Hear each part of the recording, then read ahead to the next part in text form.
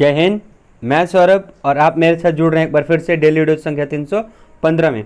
आज तारीख है 12 अगस्त 2020 और आज से रिलेटेड जो भी करंट के इम्पॉर्टेंट प्रश्न हैं वो हम आपके साथ लेकर के उपस्थित हैं और करंट के जो लिंकिंग फैक्ट्स होते हैं वो भी हम आपके साथ डिटेल एक्सप्लेन करते जाएंगे।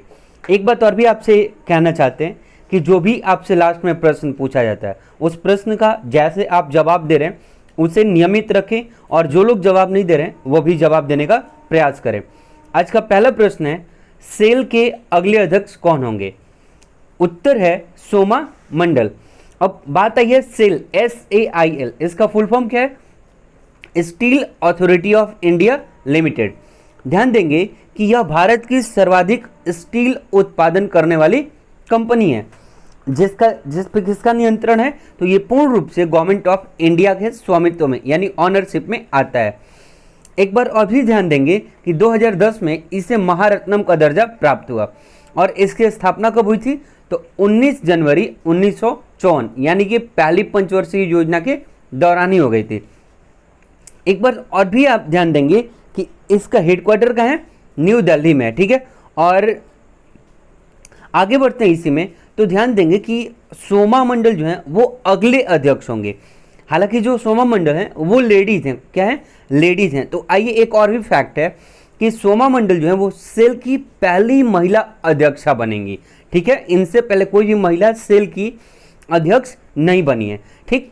और ये कब से कार्यभार देखेंगी, तो ये 1 जनवरी 2021 से लेकर 30 अप्रैल 2023 तक इस पद पे सेवा देंगी। और सोमा मंडल से पहले यानी अभी वर्तमान में कौन इस पद पे स्थापित हैं, तो अभी हैं अनिल कुमार चौधरी, ठीक है। बढ़ते अपने अगले प्रश्न संख्या 2 के तरफ। कौन सा राज्य इंदिरा वन मितान योजना शुरू की है? उत्तर है छत्तीसगढ़। अब ध्यान देंगे कि छत्तीसगढ़ में वर्तमान में किसकी सरकार है?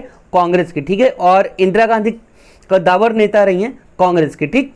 तो ध्यान देंगे कि इंदिरा वन मितान योजना को छत्तीसगढ़ सरकार वनांचल के गांवों को स्वावलंबी बनाने के लिए शुरू कर रही है, ठीक है। इस योजना के तहत आदिवासी क्षेत्र के 10,000 गांवों के युवाओं को एक समूह बना करके और उन्हें वन प्रबंधन के बारे में पूरी जानकारी दी जाएगी, ठीक। तथा वन प्रबंधन किस तरीके से किया जाए इसका भी उन्हें पूर्ण रूप से अधिकार दिया जाएगा। और इसी समूह के माध्यम से वन उपज की खरीदी और मार्केटिंग की व्यवस्था भी की जाएगी, ठीक है।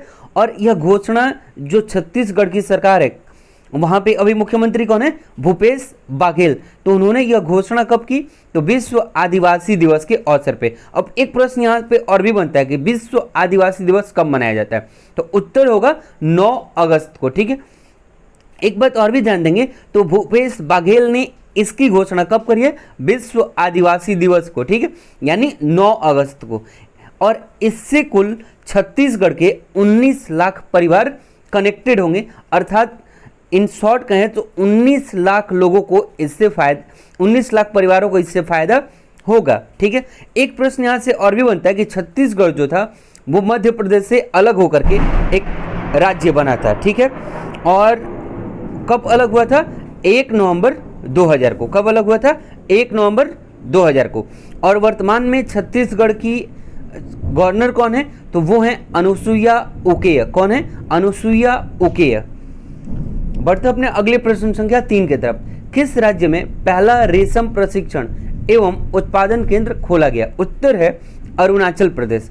अब ध्यान देंगे कि यह जो रेशम प्रशिक्षण एवं उत्पादन केंद्र है, ठीक, जो कि अरुणाचल प्रदेश में खोला गया, इसको रेगुलेट कौन करेगा? ठीक है, तो आपने एक नाम सुना होगा KVIC का, यानी खादी और ग्रामोद्योग आयोग का, ठीक, जिसके बारे में मैंने पीछे की वीडियोज में भी बहुत ही अच्छे फैक्ट्स के साथ आपके साथ रखने का प्रयास किया था जब मैं आपको MSME से रिलेटेड बातें बता रहा था, ठीक है। तो ध्यान देंगे इसमें कि खादी और ग्रामोद्योग आयोग ने अरुणाचल प्रदेश में रेशम प्रशिक्षण और उत्पादन केंद्र की स्थापना का निर्णय लिया है जो सितंबर 2020 से लॉन्च करा जाएगा, ठीक है। अब एक प्रश्न यहाँ से और भी बन सकता है कि रेशम के उत्पादन के अध्ययन को क्या कहते हैं, ठीक, तो वो कहलाता है सेरीकल्चर। क्या होता है? रेशम का उत्पादन क्या कहलाता है? सेरीकल्चर, ठीक है। अब आगे इसमें ध्यान देंगे कि अरुणाचल प्रदेश में सेरीकल्चर की व्यापक संभावना है, ठीक है। और इसी को बढ़ावा देने के लिए अरुणाचल प्रदेश गवर्नमेंट ने क्या कर रही है, रेशम प्रशिक्षण उत्पादन केंद्र स्थापित करने का निर्णय लिया है, ठीक। और एक बात और भी ध्यान देंगे कि रेशम उत्पादन में भारत का विश्व में कौन सा स्थान है, तो भारत विश्व का दूसरा सबसे बड़ा रेशम उत्पादक देश है। तो पहला कौन है, पहला है चाइना, ठीक है। अब एक बात और भी ध्यान देंगे कि केंद्रीय रेशम बोर्ड का हेडक्वार्टर कहाँ है, तो वो है बैंगलोर में, ठीक है। अब एक बात और भी आप ध्यान देंगे कि हम बात कर रहे थे अरुणाचल प्रदेश की, ठीक। तो अरुणाचल प्रदेश के सीएम कौन है, पेमा खांडू, जो कि बीजेपी से आते हैं, ठीक है। और गवर्नर कौन है, बीडी मिश्रा, ठीक है। और एक बात और भी, अगर हम ज्योग्राफिकल कुछ आइडेंटिटी देखना चाहें तो जो अरुणाचल प्रदेश है वो भूटान से, चाइना से और म्यांमार से उसकी सीमा लगती है, ठीक है। और अरुणाचल प्रदेश का हाईकोर्ट कौन है, तो अरुणाचल प्रदेश का हाईकोर्ट है गुवाहाटी हाईकोर्ट, ठीक है। तो इतनी जानकारी आपको प्रश्न संख्या 3 से प्राप्त होती है। बढ़ते अपने अगले प्रश्न संख्या 4 की तरफ। किसने स्कूलों से 50 मीटर के दायरे में जंक फूड एवं अस्वास्थ्यकर भोजन की बिक्री पर प्रतिबंध लगाने की सलाह दी है? उत्तर है भारतीय खाद्य सुरक्षा एवं मानक प्राधिकरण। और इस वर्ड को यानी भारतीय खाद्य सुरक्षा एवं मानक प्राधिकरण के बारे में मैंने इसके ठीक पीछे वाले डेली डोज में यानी डेली डोज संख्या 314 के प्रश्न संख्या 5 में बहुत ही अच्छे फैक्ट्स के साथ रखने का प्रयास किया है। तो मैं उम्मीद करता हूं कि आप इसकी जानकारी डेली डोज संख्या 314 के प्रश्न संख्या 5 से कलेक्ट कर लेंगे। बढ़ते हैं अपने अगले प्रश्न संख्या 5 की तरफ। कोविड-19 के दौरान किन देशों के बीच पहला ओडीआई मैच संपन्न हुआ? उत्तर है आयरलैंड एवं इंग्लैंड, यानी आयरलैंड और इंग्लैंड के बीच पहला ओडीआई कोविड-19 के दौरान संपन्न हुआ है, ठीक है। अब जो बात आई है ओडीआई की, तो ओडीआई का फुल फॉर्म क्या है, वनडे इंटरनेशनल, ठीक है। अब एक बात और भी जानेंगे कि ओडीआई होता क्या है। तो वर्तमान में जो 50 ओवर के मैच खेले जाते हैं, एक दिवसीय मैच, वही क्या कहलाता है, ओडीआई कहलाता है, जो कि 1983 के बाद तो ये 50 ओवर का मैच हो गया। 1983 तक या 1983 से पहले यह 60 ओवर का मैच होता था। कितने ओवर का, 60 ओवर का, ठीक है। एक बात और भी जान देंगे कि पहला ओडीआई मैच जो है वो 5 जनवरी 1971 को ऑस्ट्रेलिया और इंग्लैंड के बीच कहाँ खेला गया था, मेलबर्न क्रिकेट ग्राउंड पे, ठीक है, जिसका विजेता कौन रहा, ऑस्ट्रेलिया, ठीक है। बढ़ते अपने अगले प्रश्न संख्या 6 की तरफ। किस कंपनी ने यूपी के वन डिस्ट्रिक्ट वन प्रोडक्ट योजना पर हस्ताक्षर किया?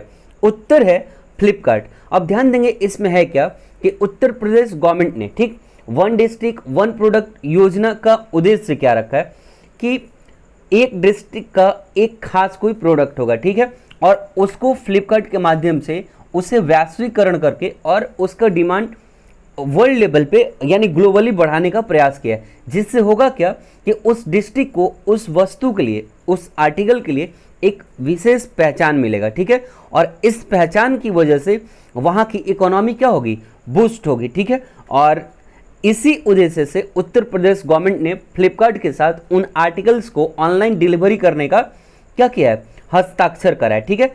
तो बात यहाँ पे आई है फ्लिपकार्ट की। तो फ्लिपकार्ट का हेडक्वार्टर कहाँ है, बैंगलोर में। और इसकी स्थापना कब करी गई थी, 2007 में। और इसके संस्थापक कौन है, बीनी बंसल और सचिन बंसल, ठीक है। और इतनी जानकारी आपको इस प्रश्न से प्राप्त हुई। बढ़ते अपने अगले प्रश्न संख्या 7 की तरफ। किसने आत्मनिर्भर भारत सप्ताह की घोषणा की है? उत्तर है रक्षा मंत्री हमारे जो कौन है, राजनाथ सिंह जी। आपने एक फैक्ट मैंने पिछले क्लास में आपको बताया था, यानी पिछले डेली डोज में बताया था कि इन्होंने ही आत्मनिर्भर भारत के तहत जो अब तक छोटे बड़े कुल 101 हथियार दूसरे देशों से हम आयात करते थे, ठीक है, इस पर भी इन्होंने प्रतिबंध लगा दिया है। और अब वो सभी हथियारें हमारे अपने देश भारत में बनाई जाएंगी, ठीक है। उनका मैन्युफैक्चर कहाँ होगा, अपने देश भारत में होगा, जिससे कि हमें करोड़ों का जो दूसरे यहाँ जाता था उसका बचत होगा। और इससे भी हमारी भारत की इकोनॉमी बूस्ट होगी तथा जो प्रधानमंत्री जी का आत्मनिर्भर भारत अभियान है उसको भी बल मिलेगा, ठीक। और इससे रिलेटेड रक्षा मंत्रालय से रिलेटेड जो भी आपको एक्स्ट्रा फैक्ट है वो पिछले वाले वीडियोज में अगर आप जा करके देखते हैं या फिर अगर आपने देखा होगा तो आपको पता भी चला होगा। बढ़ते हैं अपने अगले प्रश्न संख्या 8 की तरफ। कौन सा राज्य पार्सल ट्रेन से बांग्लादेश को डेनिम और रंजक का परिवहन करेगा? उत्तर है गुजरात, ठीक है। यानी कि कौन सा राज्य? तो वो राज्य है गुजरात, जो कि पार्सल ट्रेन से बांग्लादेश को डेनिम और रंजक का परिवहन करेगा। वन लाइनर प्रश्न है, आप इसे एज इट इज याद रखें। अगर ध्यान देना है तो बांग्लादेश पे कुछ डिस्कशन करते हैं। जैसे बांग्लादेश जो है वो जब भारत पाकिस्तान का युद्ध हुआ कब? 1971 में, तो उसी के दौरान जो पूर्वी पाकिस्तान के नाम से जाना जाता था वो बांग्लादेश के नाम से जाना जाने लगा फाइनली, अलग होकर के। और ये पश्चिम बंगाल से कटा हुआ भाग है। सबसे ज़्यादा लंबी सीमा अगर भारतीय राज्य की किसी से लगती है तो वो है पश्चिम बंगाल, ठीक है। और मैंने बांग्लादेश के बारे में भी पीछे की वीडियोज में 2-3 बार आपको बताए हुए हैं, तो आप वहाँ से भी ये चीज़ कलेक्ट कर सकते हैं। साथ ही साथ बांग्लादेश एक ऐसा देश है जो सबसे ज़्यादा सीमा भारतीय राज्यों से इसकी लगती है, ठीक है। तो इतनी जानकारी आपके लिए इस प्रश्न में सफिशिएंट है। बढ़ते अपने अगले प्रश्न संख्या 9 की तरफ। Chennai port Blair submarine optical fibre cable की कुल लंबाई कितनी है? उत्तर है 2300 किलोमीटर, ठीक है। बढ़ते अपने अगले प्रश्न संख्या 10 की तरफ। न्यूयॉर्क स्थित किस स्थल पर पहली बार तिरंगा झंडा फहराया जाएगा? उत्तर है टाइम्स स्क्वायर। कहाँ? Times square. तो इस चीज़ को भी आप ध्यान रखेंगे क्योंकि हमारे लिए ये एक बहुत बड़ा अचीवमेंट है, ठीक है। तो ये हमारे लिए इसलिए बड़ा अचीवमेंट है क्योंकि हमारा झंडा, ठीक है, कहाँ पर फहराया जाएगा? न्यूयॉर्क स्थित स्थल पे पहली बार। तो ये हमारे एग्जाम का हिस्सा बन सकता है, तो आप इसे एज इट इज ध्यान में रखेंगे। बढ़ते हैं अपने अगले प्रश्न संख्या 11 की तरफ। टाइम्स स्क्वायर पर तिरंगा ध्वजारोहण के विशिष्ट अतिथि कौन होंगे? यह भी हमारे लिए इंपॉर्टेंट प्रश्न बन सकता है, इसलिए हमने इन दोनों को एक ही साथ रखा है प्रश्न में, ठीक है। तो उत्तर होगा भारत के महावाणिज्य दूत कौन है? रणधीर जायसवाल। यानी टाइम्स स्क्वायर पर तिरंगा ध्वजारोहण के विशिष्ट अतिथि कौन होंगे? रणधीर जायसवाल। बढ़ते हैं अपने अगले प्रश्न संख्या 12 की तरफ। किस राज्य में राष्ट्र कृमि मुक्त अभियान शुरू की गई है? ठीक है, उत्तर है उत्तर प्रदेश। उत्तर प्रदेश में राज्य जो है उसको कृमि मुक्त अभियान चलाया गया, ठीक है। बढ़ते हैं अपने अगले प्रश्न संख्या 13 की तरफ। ईरान के किस सर्वोच्च नेता ने हिंदी में आधिकारिक ट्विटर अकाउंट खोला है? ठीक है, उत्तर होगा आयतुल्ला सैयद अली खमेनेई ने। कौन? आयतुल्ला सैयद अली खमेनेई ने, ठीक है। ये भी हमारे लिए एक इंपॉर्टेंट प्रश्न हो सकता है, इसलिए क्योंकि इस प्रश्न में कहीं ना कहीं हिंदी को वैश्विक स्तर पे बढ़ावा देने का झलक दिखता है, जो कि हमारे लिए एक इंपॉर्टेंट प्रश्न हमारे एग्जाम के हिसाब से बनाया जा सकता है। बढ़ते अपने अगले प्रश्न संख्या 14 की तरफ।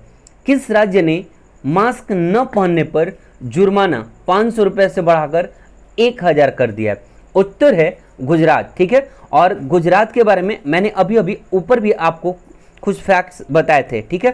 तो आप वहाँ से इस चीज़ को ध्यान देंगे। जैसे गुजरात जो है वो सबसे ज़्यादा तटीय सीमा, यानी कि सबसे ज़्यादा समुद्री तट किससे लगता है? तो भारत के गुजरात से। उसके बाद दूसरे नंबर पे किससे लगता है? आंध्र प्रदेश से, ठीक। तो इन सभी चीज़ों को भी आप फैक्ट के साथ जोड़ करके देखते रहें, ठीक है। बढ़ते अपने अगले प्रश्न संख्या 15 की तरफ। भारत मालदीव किस जगह 5 इको टूरिज्म जोन का विकास करेंगे? उत्तर है अड्डू एटोल। अड्डू एटोल एक जगह है, ठीक है, और यहीं पर कौन? Bharat Maldives 5 eco tourism zone का डेवलपमेंट करेंगे, ठीक है। बढ़ते अपने अगले प्रश्न संख्या 16 की तरफ। लेबनान के वर्तमान राष्ट्रपति कौन है? उत्तर है मिशेल ओन। कौन है? मिशेल ओन। और आप इनका नाम जरूर ध्यान रखेंगे। बढ़ते अपने अगले प्रश्न संख्या 17 की तरफ। विश्व के स्वदेशी लोगों के अंतर्राष्ट्रीय दिवस पर किस राज्य ने स्वदेशी लोगों को चिन्हित किया गया? ठीक है, उत्तर है राजस्थान, ठीक है। क्या होगा? राजस्थान। अब एक बात यहाँ पे और भी अच्छे से ध्यान देंगे कि आप कुछ किसी भी राज्य का मैं नाम लेता हूँ तो आप अपने साथ मैप रखें, ठीक है, और उस जगह को जरूर देखें मैप में कि राजस्थान कहाँ है, गुजरात कहाँ है, राजस्थान की सीमा किससे किससे लगती है, कौन कौन से भारत के राज्य या फिर कौन कौन से भारत के पड़ोसी देश राजस्थान से टच करते हैं, ठीक है। तो ये क्या होगा कि आपको एक नया सेंस डेवलप कराएगा जो कि आपके एग्जाम में बाकी लोगों से ज्योग्राफी को सोचने में आपको एक बेहतर तरीका देगा, ठीक है। तो आप ये काम आज ही से शुरू कर दीजिए। ये जानकारी था आपको आज के डेली डोज से, ठीक है। हमने पिछले रोज आपसे एक राष्ट्रपति से संबंधित प्रश्न पूछा था, जिसमें राष्ट्रपति पे महाभियोग के बारे में हमने आपसे प्रश्न पूछा था, ठीक है। उसका उत्तर होगा अनुच्छेद 61, और मैं बहुत ही जल्द आपको राष्ट्रपति से संबंधित वीडियो इसी यूट्यूब चैनल पे बहुत जल्द आपको मिलेगा। लगभग वीडियो तैयार है, वो कभी भी अपलोड किया जा सकता है, ठीक है, जिसमें कि हर तरह के राष्ट्रपति से बनने वाले सवाल किसी भी ऑब्जेक्टिव एग्जाम्स में उसके क्वेश्चन पेपर को ध्यान में रखते हुए तैयार किया गया, जो आपके लिए काफ़ी बेनिफिशियल हो सकता है। अब आज का प्रश्न है आपके लिए, बीसीजी वैक्सीन का प्रयोग किस रोग में किया जाता है। उम्मीद करते हैं कि आप लोग पीछे की तरह इसमें भी बहुत अच्छा रेस्पॉन्स देंगे, और जो लोग रिस्पॉन्स अब तक नहीं दे रहे हैं वो अपने इस रेस्पॉन्स को स्टार्ट कर दें, ठीक है। फिर मिलेंगे अगले डेली डोज में, तब तक लिए जय हिंद, बाय बाय।